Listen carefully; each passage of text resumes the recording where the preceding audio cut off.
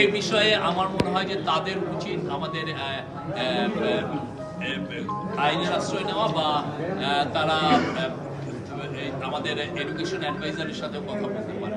হ্যাঁ, এই প্রত্যেকটা জিনিসের আমরা দেখেন গত 6 মাসে প্রায় 180টা আন্দোলন ঢাকায় হয়েছে।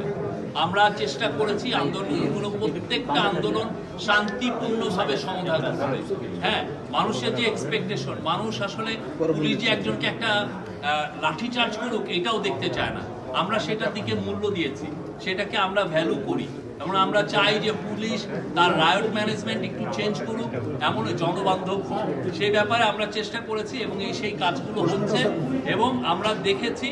এখন দেখেন 180টা প্রায় সবগুলো আন্দোলনই আমরা শান্তিপূর্ণভাবে শেষ হয়েছে। এতে কিছু জনদুর্ভোগ হয়েছে, ট্রাফিক ব্যবস্থায় বিশৃঙ্খল হয়েছে কিছুটা, কিন্তু আমরা বলবো যে দেখেন আগে ব্রুটালি যেটা হতো, রাবার বুলেট মারা হতো, গুলি করা হতো, টিয়ার গ্যাস মারা হতো, এগুলো কিছুই করা হয়নি।